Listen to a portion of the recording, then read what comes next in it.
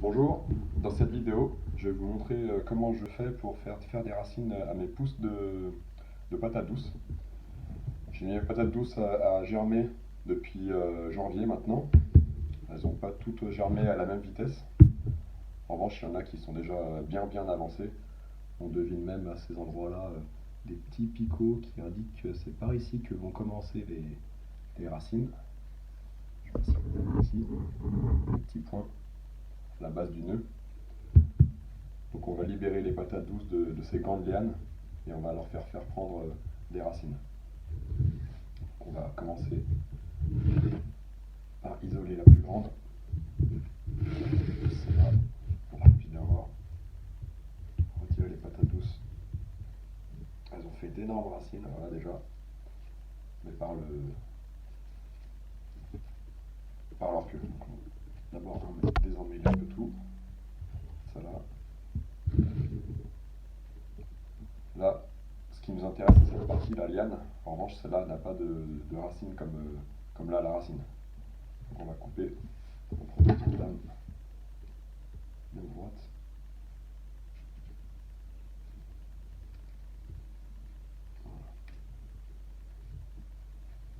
Et cette liane, on va la plonger directement dans l'eau, simplement. Je ne vais pas m'amuser à la bouturer par petits tronçons, c'est pas la peine, on en a suffisamment. Par expérience, ça va le faire. On a une autre liane ici, qu'on va laisser pour l'instant, puisqu'elle n'est pas assez grande encore. Ok, peut faire des racines. Ah si, on va aller la tenter. Voilà, on va laisser pousser cette deuxième ici. La deuxième qui se présente ici. On remet la patate douce dans son eau. On va mettre cette feuille ici, avec l'autre. On va procéder de la même manière pour l'autre. Et on va la plonger dans l'eau avec ses copines. Pareil pour celle-ci. Voilà.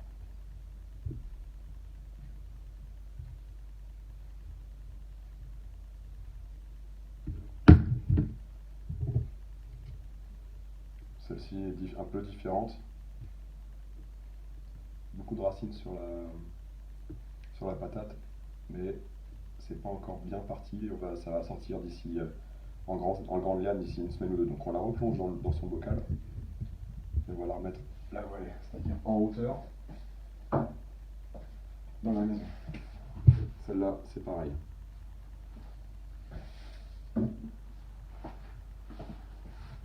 Celle-là commence seulement à germer par en dessous. On la repose.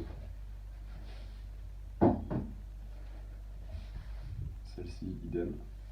Elle a des pousses beaucoup plus épaisses et prometteuses.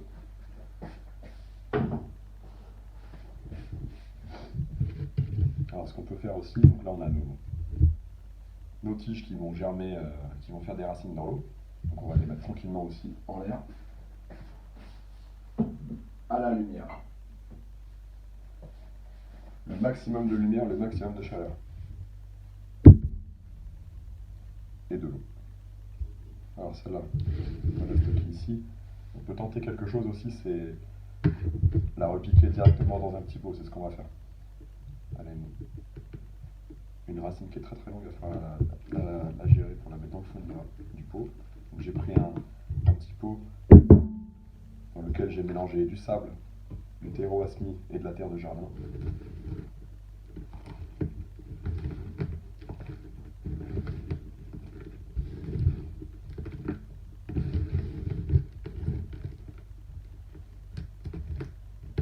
On retire les cure-dents, on n'en a plus besoin.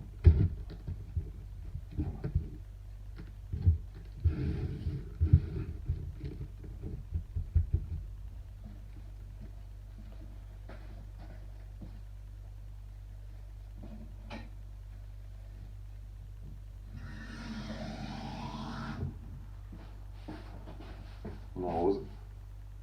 On peut mouiller le feuillage, c'est pas un problème. La patate douce adore l'humidité.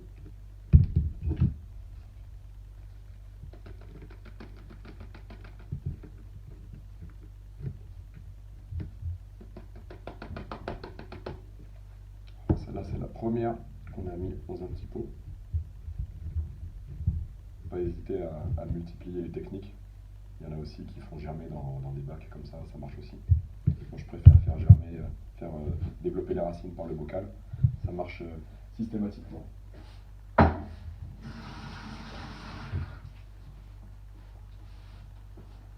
faut simplement être patient et s'y prendre largement à l'avance, c'est-à-dire début janvier, pour faire un premier prélèvement de tige début mars, fin février. Et on va mettre ça à la lumière en serre chaude.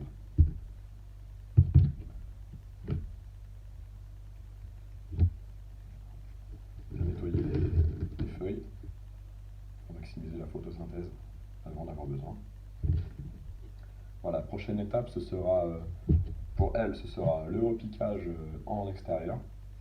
On verra ça dans une prochaine vidéo.